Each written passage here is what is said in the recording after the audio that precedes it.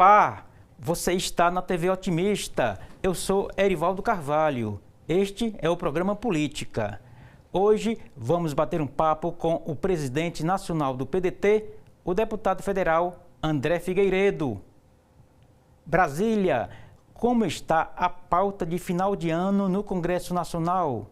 O que esperar da segunda metade dos governos Lula e Eumano? Qual a expectativa do PDT sobre a futura gestão Evandro Leitão em Fortaleza? Ainda os planos políticos do PDT e do convidado aqui no Ceará e no Brasil. Estas e outras questões a partir de agora no programa Política.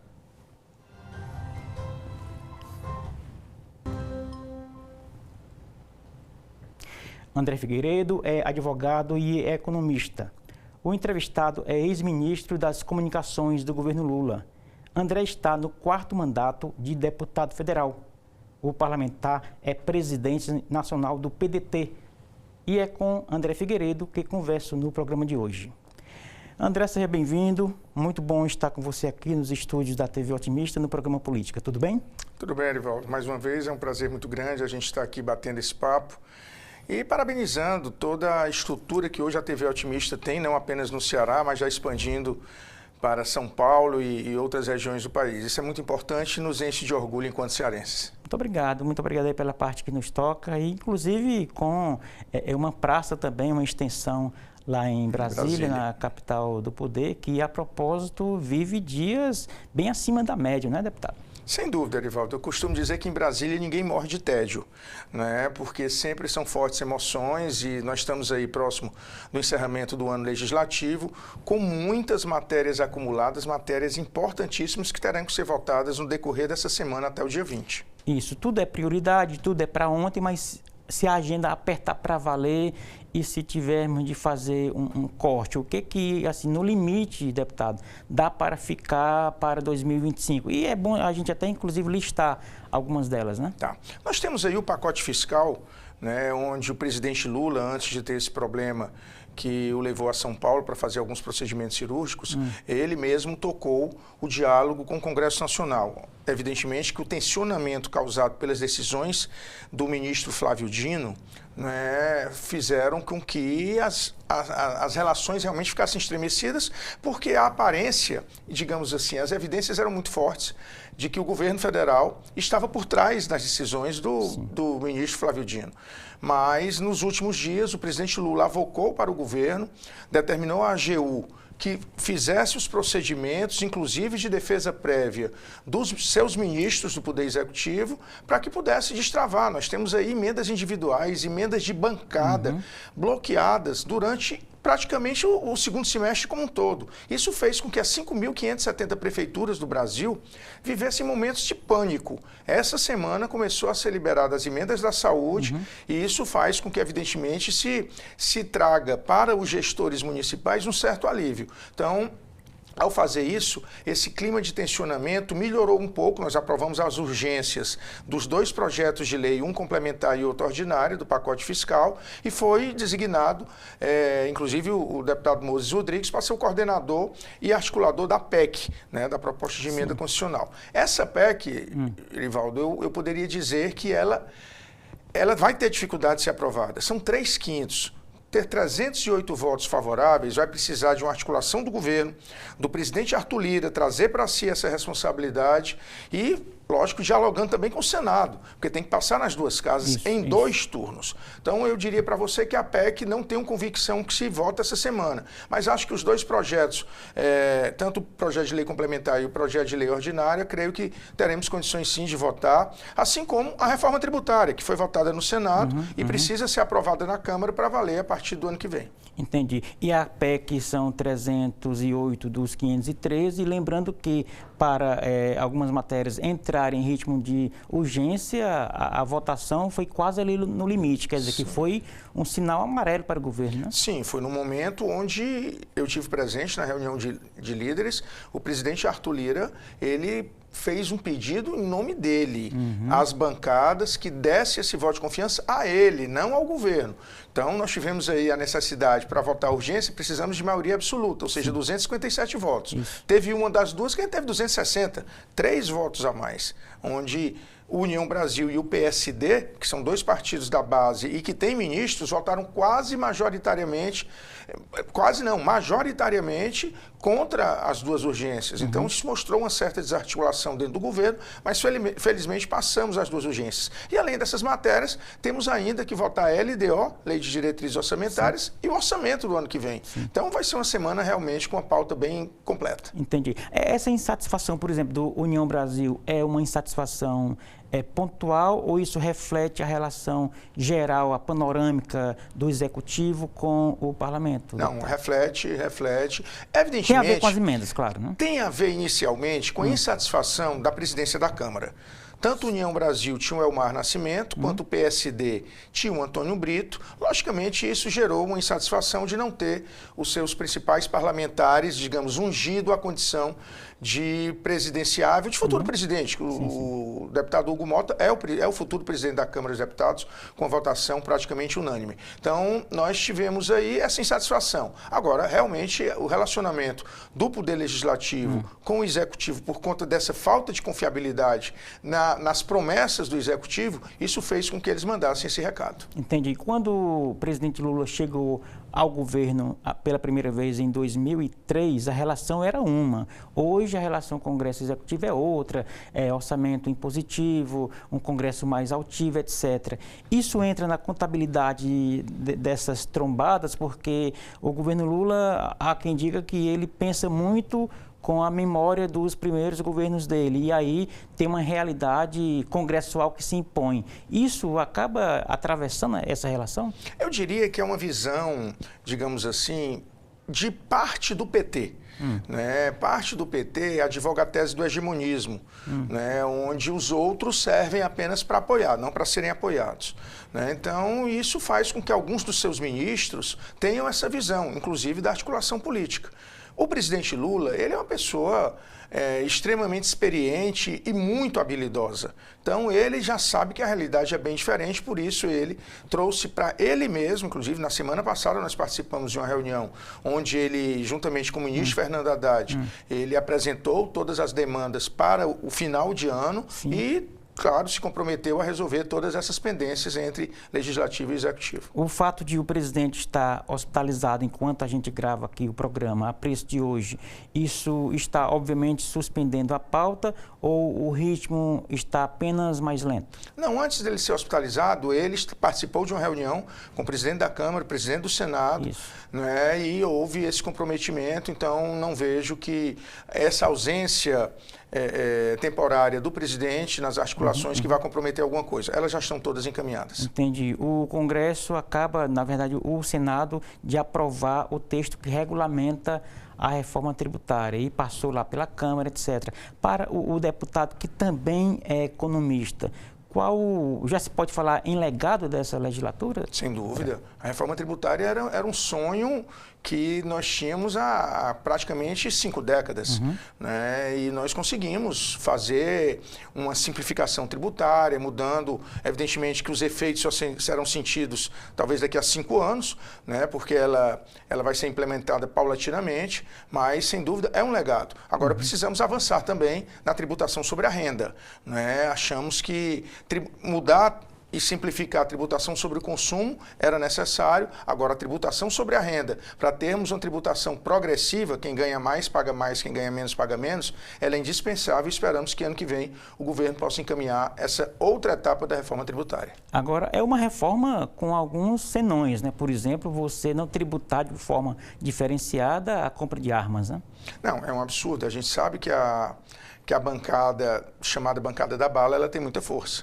Né? Então, existem algumas questões que foram aprovadas, inclusive, no Senado, que nós poderemos modificar alguma coisa ainda na Câmara. Mas vamos aguardar o decorrer da semana para ver como será esse diálogo com os parlamentares da oposição e, evidentemente, trabalhar para que a gente possa aprovar até o dia 20 de dezembro. Isso não tira o brilho da entrega que o Congresso vai fazer à sociedade, ao mercado, né? Não tira. São questões pontuais, mas todo o panorama no que diz respeito ao fim da guerra fiscal, né, a um fundo de desenvolvimento regional que nós esperamos que seja efetivo, né, nós temos a convicção de que será muito salutar essa reforma tributária e, claro, aparentemente não vai onerar mais ainda o contribuinte. Pelo contrário, em alguns segmentos vai haver uma desoneração. Mas o que nós queremos é que essa reforma tributária ela seja o alicerce para uma nova economia que o Brasil precisa vir a ter. Claro. Deputado, o senhor, repetindo, é economista, portanto tem uma visão mais equilibrada, eu diria, mais técnica sobre alguns pontos. E eu queria saber do senhor o pacote de corte de gastos, né, que o Fernando Haddad entregou ao Congresso. Pontualmente, a questão do imposto de renda e de alguns cortes na área social do governo Lula. Isso, de alguma forma, impactou a opinião pública, a imprensa, o próprio Congresso. Algumas semanas depois, qual é a avaliação do senhor? Nivaldo, o imposto de renda não foi encaminhado dentro desses dois projetos de lei nem da PEC. Ele será tratado o ano que vem. Consequentemente, só terá impacto em 2026. Então, o governo, ele anunciou, mas não entregou o projeto ainda. Será enviado em 2025, segundo o próprio ministro Fernando Haddad.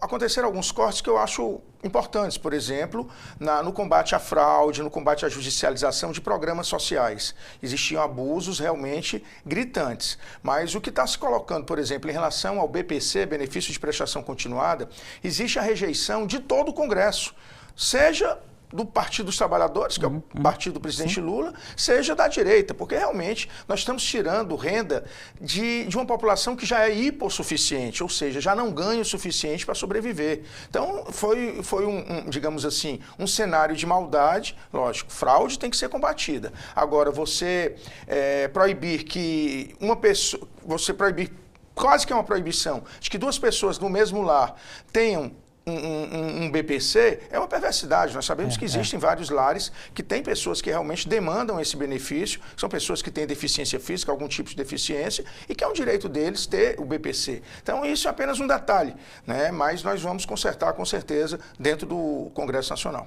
E como o senhor vê o dólar batendo a marca dos R$6? Eu vejo com muita preocupação, porque o governo, ele se omite, né, nesse aspecto. Nós não podemos ficar à mercê, digamos assim, dos ditames do mercado. O mercado queria, e disse isso reiteradas vezes, praticamente uma nova reforma da Previdência.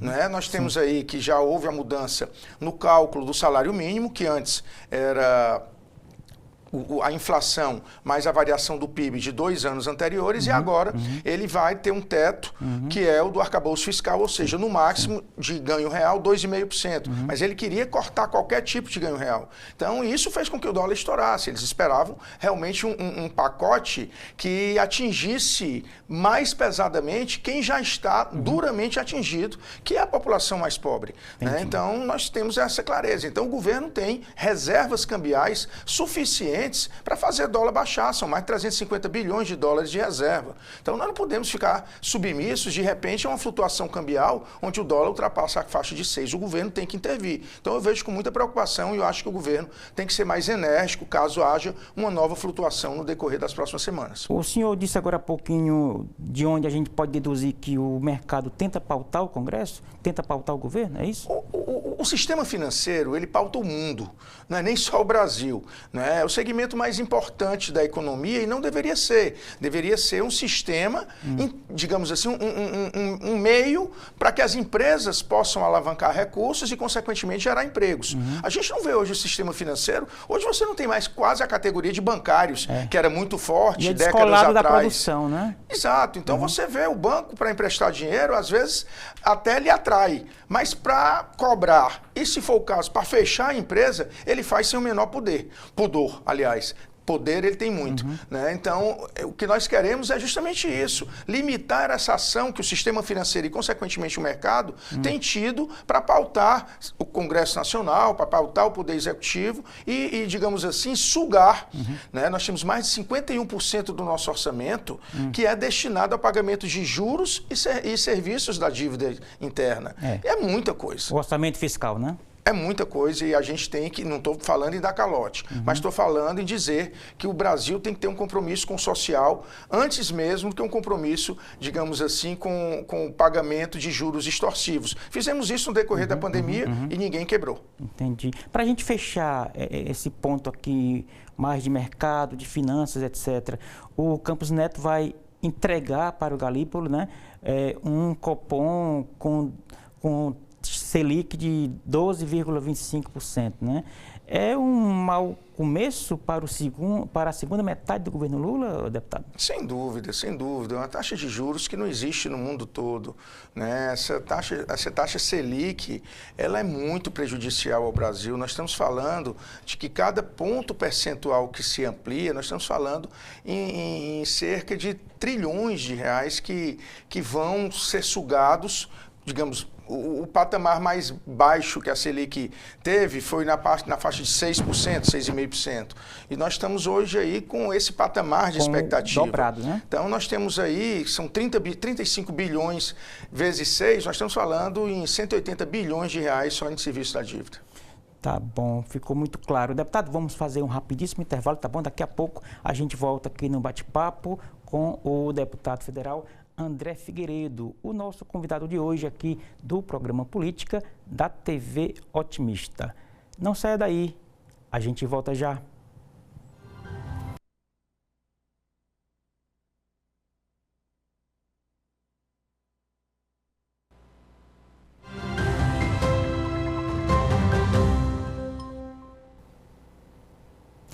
Estamos de volta para o segundo bloco do programa Política de hoje. Eu sou Erivaldo Carvalho, você está na TV Otimista e aqui no programa Política a gente recebe André Figueiredo. Ele é deputado federal no 5º mandato, foi ministro das Comunicações no governo Dilma Rousseff e também está na internet. Como é que faz para lhe encontrar, deputado? Erivaldo, as nossas redes sociais no Instagram é @depandrefigueiredo, tudo junto. Beleza, daqui a pouco a gente pede novamente para quem ainda não anotou. O senhor também é presidente nacional do PDT, e aí eu pergunto, como é que está o partido, o deputado? Bem, Rivaldo, vamos para o nacional, depois a gente fala aqui. Nós tivemos uma reunião no último dia 30 de novembro, no Rio de Janeiro, com as bancadas e com os presidentes estaduais de partido. E fizemos uma avaliação. Não podemos dizer que o ano de 2024 foi um ano muito positivo, até porque nossa principal cidade nós perdemos, que era Fortaleza. Né? Tudo bem, ganhamos Niterói, ganhamos Serra, mas não ganhamos nenhuma capital. Mas não podemos também, a derrota nas capitais, as duas que nós perdemos, Fortaleza e Aracaju, ela, se nós levarmos em consideração que o PT tem a presidência da República e ganhou apenas Fortaleza, né, então é uma derrota que, digamos assim, ela é minorada por essa situação. Aqui no Ceará, especificamente, nós também tivemos derrotas. Caímos substancialmente por conta dos prefeitos que saíram do PDT antes do processo eleitoral. Então, nós tivemos como prefeitos no PDT, antes do processo eleitoral, depois da saída do senador Cid, apenas 7 prefeitos.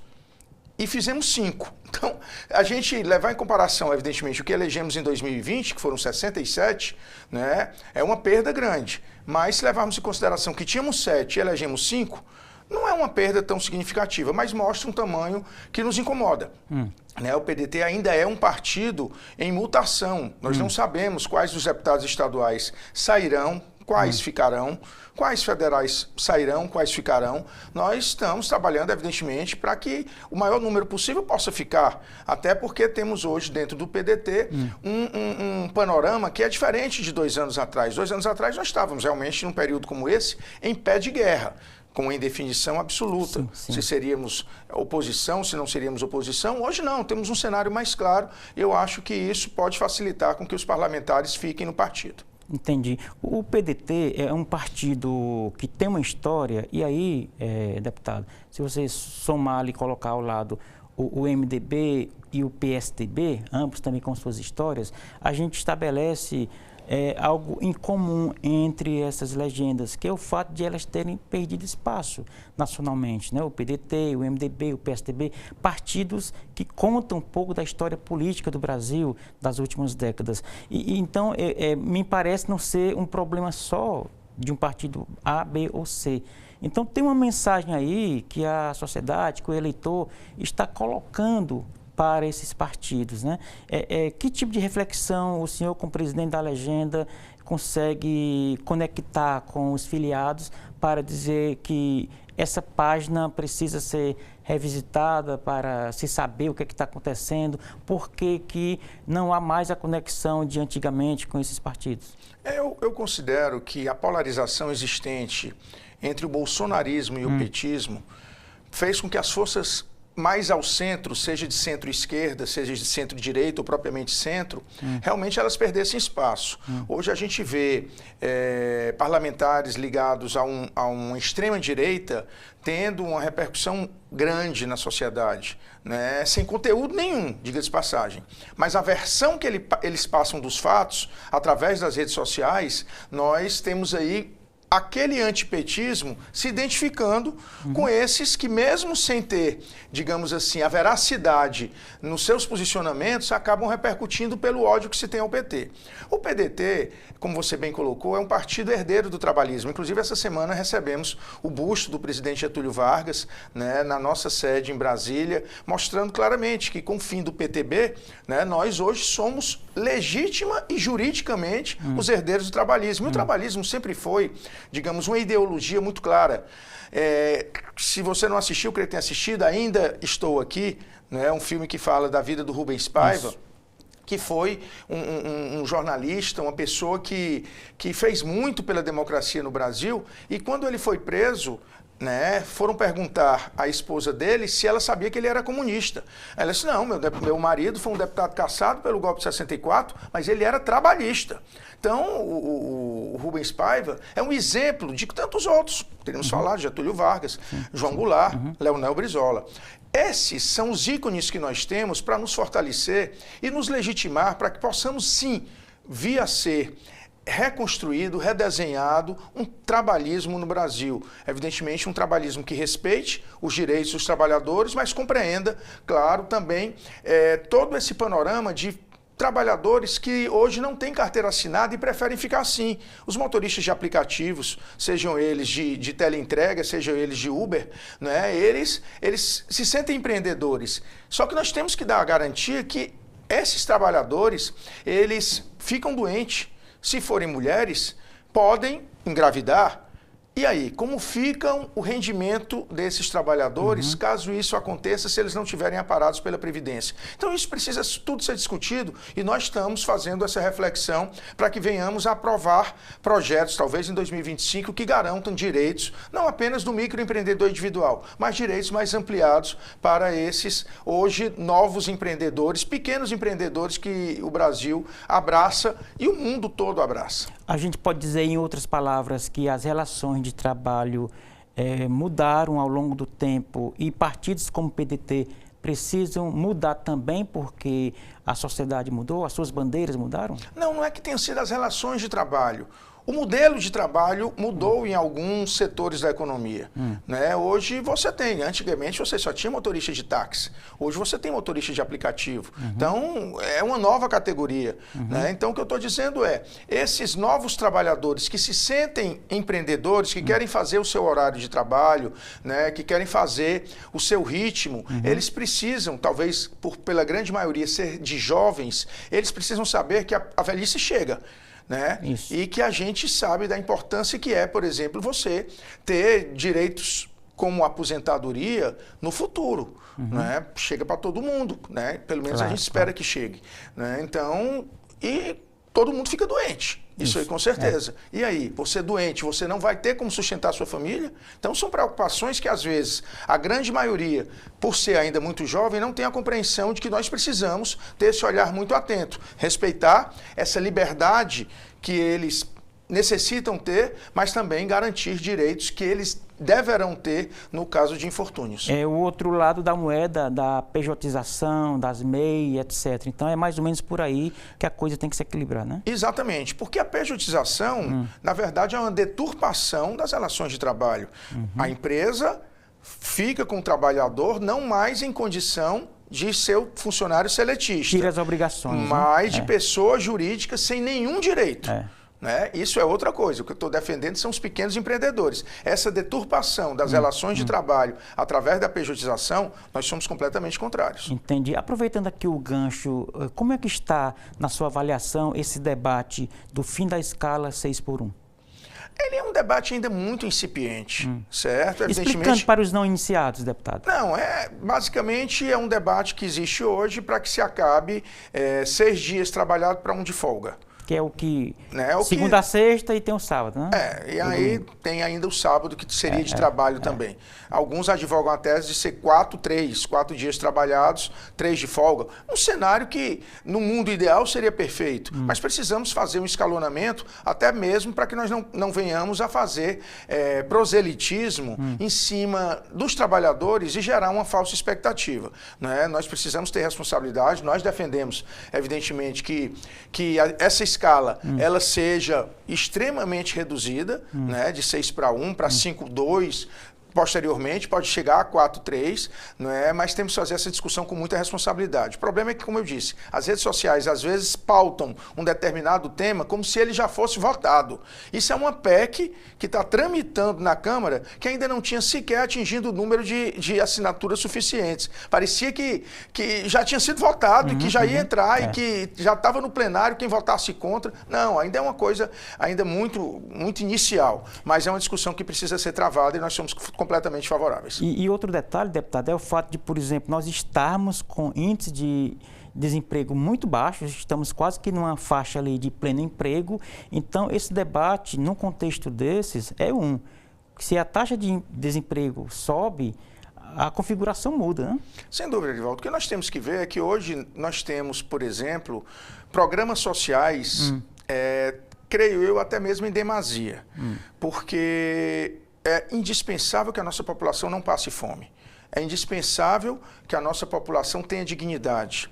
Mas é indispensável que a nossa população possa gerar sua própria renda. Sim. Então, hoje, você tem dificuldades em determinados setores de encontrar mão de obra qualificada.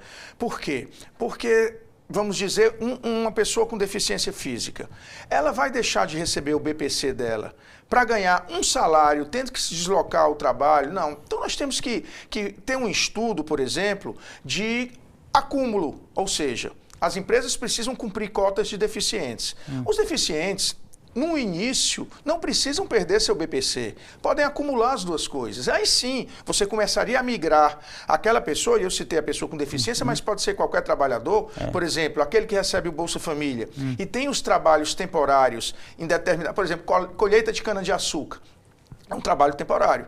Se ele for ser trabalhador, ele perde o Bolsa Família. Então, você precisa suspender, seria um mecanismo de suspensão e retorno logo após o fim do contrato temporário. Uma sazonalidade no próprio bolso. Uma sazonalidade. Então, você precisa fazer esses estudos para que nós possamos realmente fazer com que as pessoas possam evoluir de uma situação de miséria para uma situação de dignidade, ele podendo gerar sua própria renda, seja como trabalhador seletista, seja como pequeno empreendedor. Exatamente. Inclusive porque já estamos, se a gente for colocar aí a régua do tempo, na segunda geração do Bolsa Família, e as janelas de oportunidade de saída, né, como o próprio governo federal dizia, elas aconteceram de uma forma muito incipiente, apenas como exceção que justifica a regra de pessoas que não saem do Bolsa Família, né? E aí, com filhos e até netos, né? Ou seja, é um problema que o governo carrega, inclusive, com muito custeio, né? São programas caros, mas necessários, certo? Eu sonho com um dia que a gente celebre a redução de beneficiários de Bolsa Família.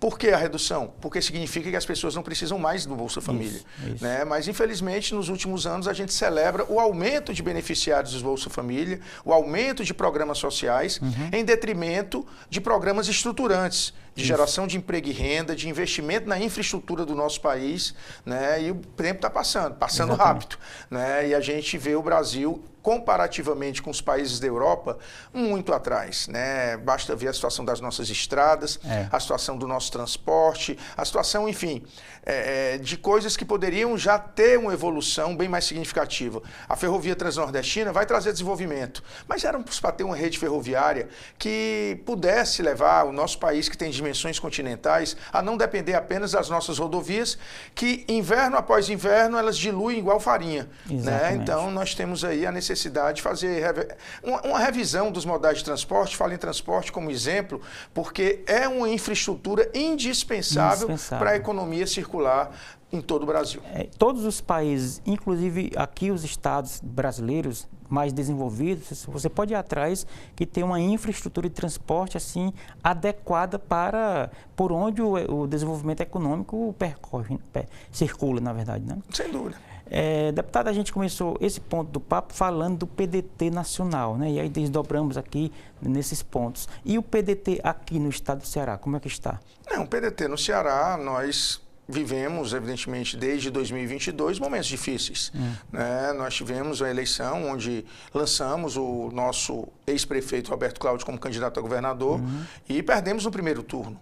E isso gerou toda uma celeuma se seríamos base ou não do governo, por conta de que a maioria dos deputados estaduais queriam ser base do governo. E nós deixamos muito claro que a nossa posição seria de independência. Quem quisesse ser base, fosse base. Quem quisesse ser oposição, fosse oposição. E isso refletiu nos últimos 2 anos. Mas hoje eu vejo o PDT num processo diferenciado, um processo de pacificação. Nós restabelecemos um diálogo com o governador Elmano, não significa que seremos base.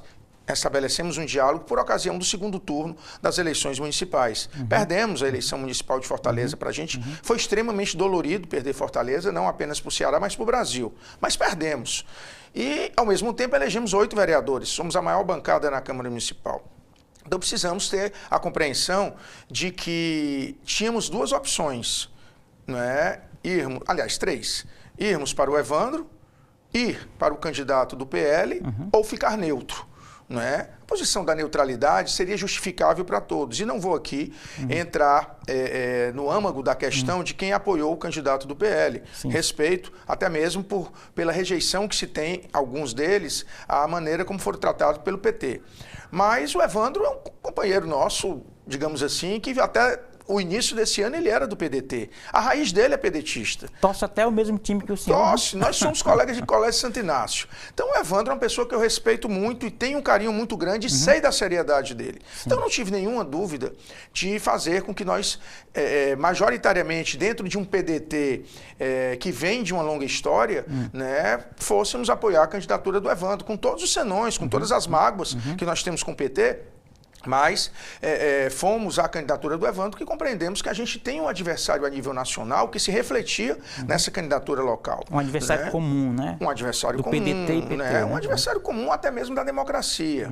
Né? Então nós tínhamos essa clareza, apoiamos o Evandro e isso fez com que nós reativássemos um diálogo com o governador Elmano, certo? Volto a dizer, não significa que seremos base dele, respeitamos os posicionamentos dos nossos deputados estaduais, mas sempre defendi e defendo a tese. Como ajudamos na eleição do Evandro, temos que ser base do Evandro, temos que ajudá-lo na Câmara Municipal, temos que ajudá-lo, inclusive, com quadros que eu tenho certeza que podem continuar ajudando o município de Fortaleza a ser o que Fortaleza foi nos últimos 12 anos. Ninguém pode negar que os indicadores de Fortaleza nos 2 governos do Roberto Cláudio e no governo do Sarto foram indicadores extremamente positivos. Lógico, vivenciamos uma crise da saúde nesses últimos meses, mas isso foi anunciado desde o início do ano. Eu mesmo tive com o prefeito Sarto, junto com a ministra da Saúde, mostrando que o IJF entraria em colapso. E o governo federal fechou os olhos. É bom que se diga, né? Está culpando muito a gestão do Sarto, talvez pela dificuldade agora de comunicação, inclusive entre as equipes de transição, mas o governo federal teve a sua culpa no processo porque foi omisso. Entendi. Fortaleza, proporcionalmente, recebe muito menos do que Recife e que Salvador. E a rede pública municipal de saúde de Fortaleza, ela é muito grande. Ela é muito grande. Só o IJF são quase 700 leitos que atendem mais da metade a população que não é de Fortaleza. E tratamento complexo e caro, né? Caro. O orçamento do IJF, só para ter uma noção, Arivaldo, é o IPTU todinho de Fortaleza. São quase 800 milhões de reais. O governo do estado entra apenas com 72 milhões de reais. Menos de 10%. 9%. 9% do orçamento e o IJF atende 51% da sua clientela são de outros municípios que não é Fortaleza. Então isso precisa ser explicado, até mesmo porque o Evandro vai também sofrer isso. Né? Precisamos discutir o modelo do IJF, porque é um hospital importantíssimo e nós precisamos, e agora mesmo na bancada cearense, nós fizemos um compromisso de mandar parte dos recursos, metade vai para o governo do estado e uma boa parte da outra metade irá para a saúde do município de Fortaleza. Muito bem, ficou bastante claro. Vamos retomar esse papo daqui a pouco, depois do intervalo, tá bom? A gente volta já, rapidinho, com o deputado federal André Figueiredo para o terceiro e último bloco do programa de hoje. Não saia daí, a gente volta já.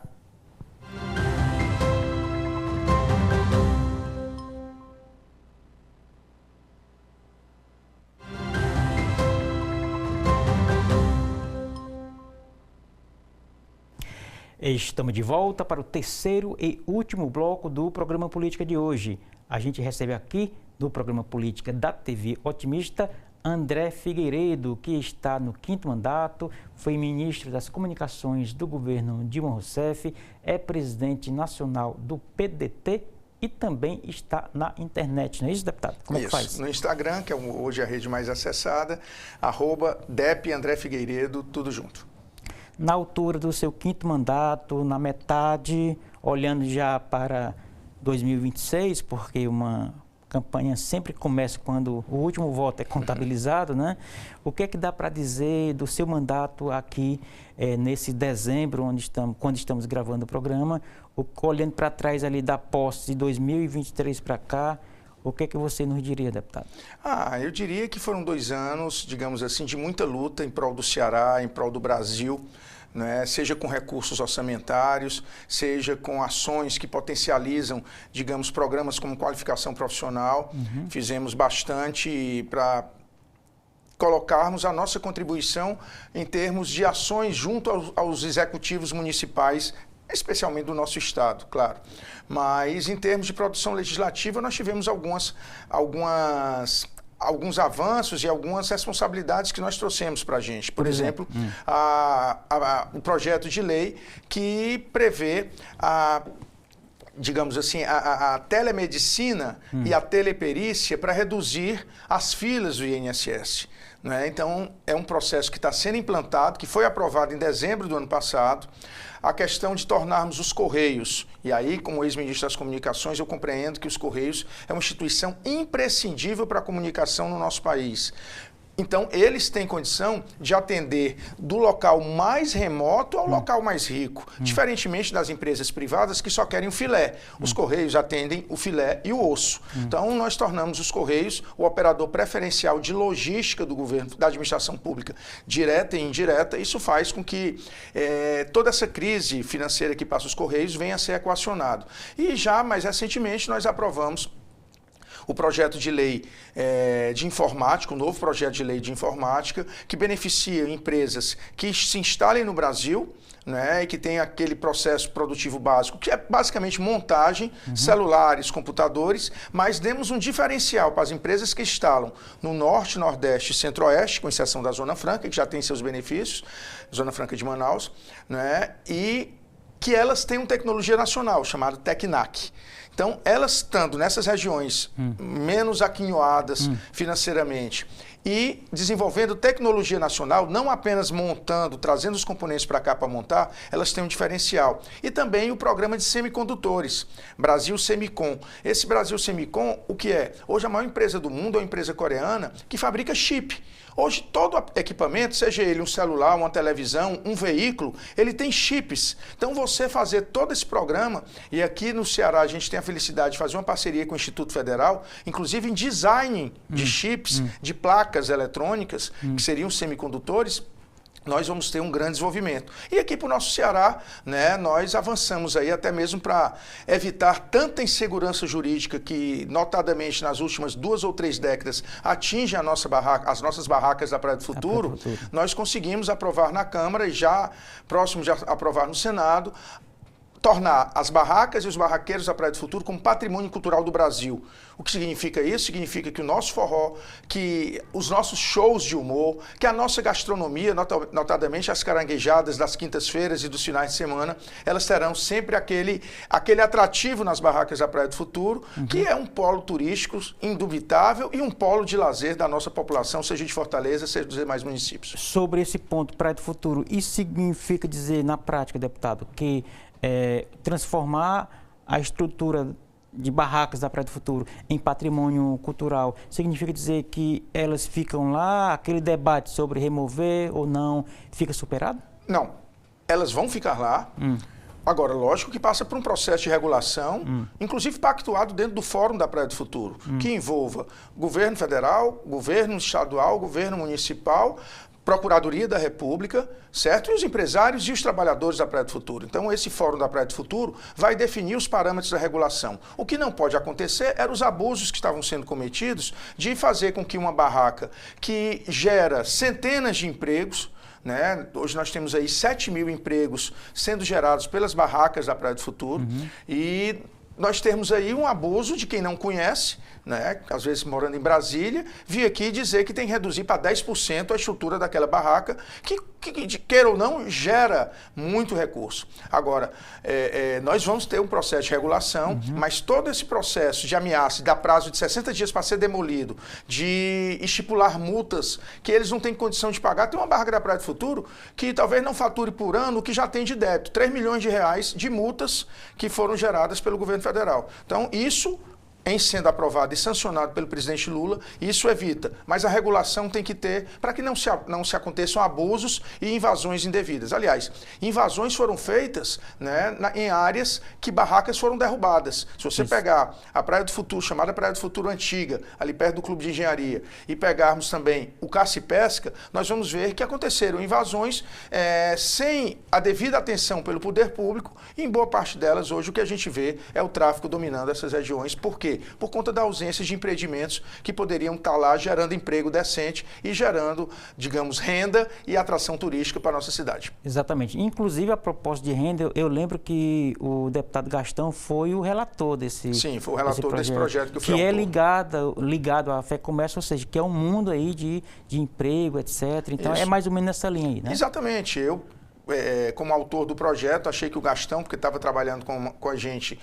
em defesa das barracas da Praia do Futuro, seria um bom relator, e assim o foi. Sim. Aprovamos em tempo recorde a urgência e o mérito. E o senador Cid Gomes, que é o relator no Senado, ou seja, nós conseguimos colocar um time em campo que eu tenho certeza que vai trazer essa grande vitória aí para o nosso estado e para o país. Muito bem. Deputado, voltando um pouquinho aqui, o senhor milita bem nessa área tecnológica, né, conforme a sua atividade parlamentar. Na sua compreensão, como é que está o enfrentamento, eu digo enfrentamento porque realmente é algo nocivo, né, à sociedade brasileira, das bets em Brasília? Não, esse é um projeto que precisa ser regulado. As bets, elas existem em vários locais do mundo. Inclusive, eu tive na Federação Francesa de Futebol, por exemplo, e eles têm uma regulação que serve para toda a União Europeia, referência ali, né? Que é uma referência e que, lamentavelmente, nós não conseguimos implantar ainda no Brasil. Mas é algo que você não pode fugir. Em linhas gerais, o que seria? Qual é o modelo? Não, você tributar essas bets e regulá-las. Né? Você não pode, por exemplo, vamos trazer para a linguagem clara que é a do futebol. Você apostar que um jogador vai ser expulso aos 45 minutos do segundo tempo é, no mínimo, suspeito. Né? Então, na França... uma mandiná, né? Pois é. Né? Então, você apostar que vai ser feito um pênalti aos 48 do segundo tempo é, no mínimo, suspeito. Então, lá na França, por exemplo, o que é que permitem em aposta? O placar e o vencedor. Certo? Ou seja, pode apostar que vai ser 3-0. É razoável, né? Certo? E pode apostar quem é o vencedor, se é empate, enfim. Mas não pode apostar de forma alguma que vai ter uma anomalia no final do jogo. E, principalmente, quem está participando do jogo, até o seu parente de terceiro grau, não pode apostar naquele jogo.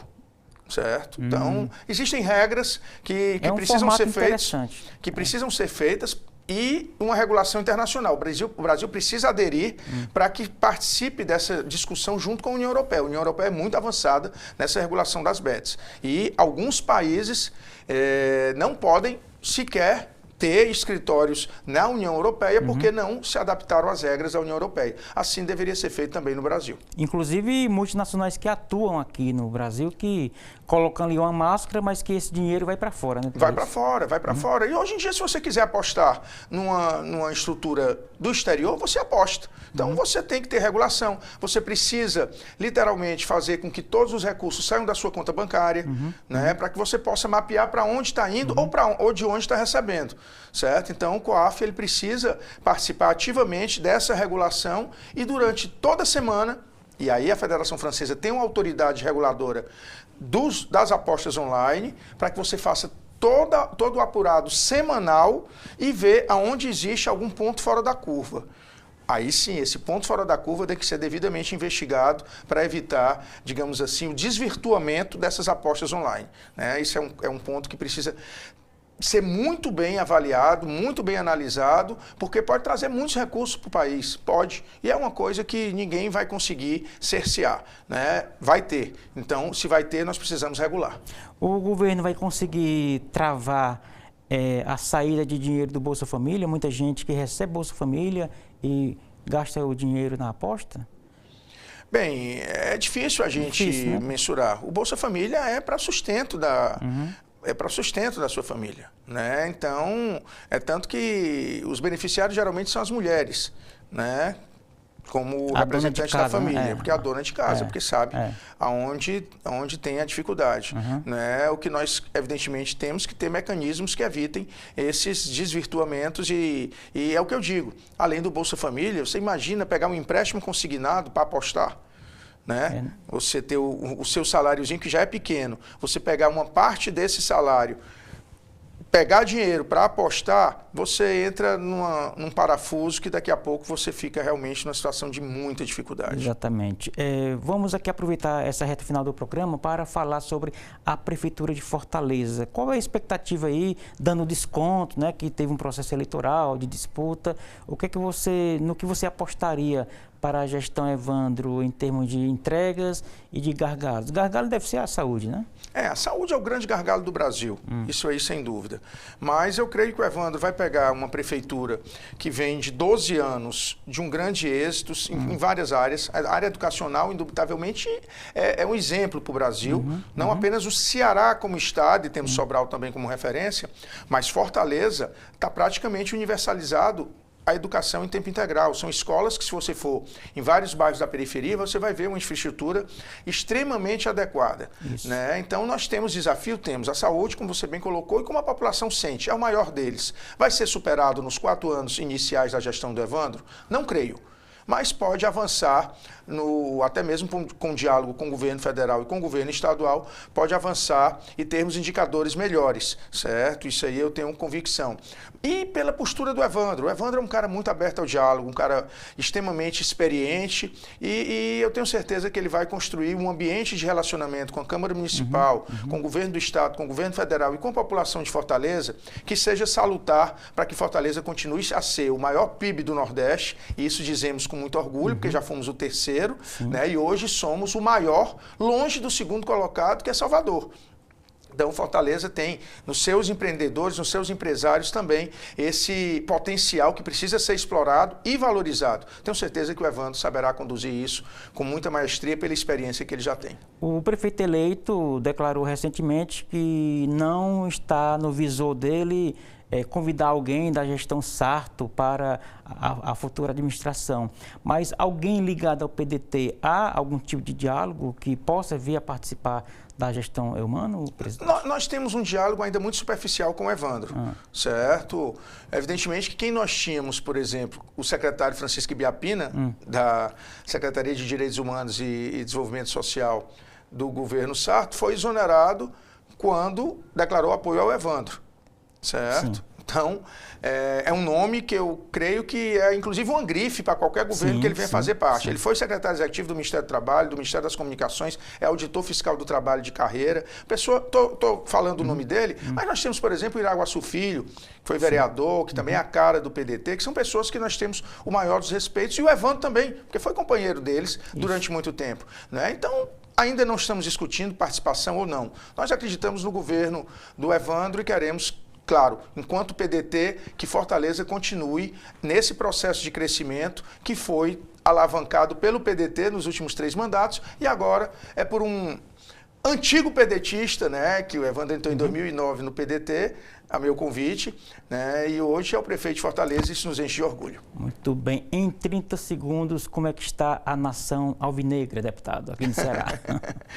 Muito feliz, né? Subimos, fomos campeões cearenses, tiramos o Hexa do Fortaleza, né, meu amigo Erivaldo? Mas isso de forma alguma diminui o que o Fortaleza hoje é para o Brasil. Sim. Tem que respeitar, eu respeito o Fortaleza, respeito a torcida, como eu sei que a torcida do Fortaleza também respeita a do Ceará. Nós temos esses 2 grandes patrimônios. O que a gente precisa é que a diretoria do Ceará seja ousada, como é a diretoria do Fortaleza, e não fique pensando apenas em permanecer na Série A. Que a gente brigue por Libertadores e chegue até o extremo, como Fortaleza fez. Se Fortaleza e Ceará estão bem, pode acontecer o que aconteceu com Cruzeiro e Atlético, lá em Minas Gerais, há 50 anos atrás. Eram times pequenos, viraram grandes referências nacionais. Ceará e Fortaleza podem pensar grande, tenho certeza disso. Muito bem, pois saudações tricolores para o senhor, muito obrigado. Saudações alvinegras, meu amigo Erivaldo. E um grande 2025 para todos nós, se Deus quiser, não é isso? Tá certo, parabéns, boa sorte na caminhada, a gente se vê.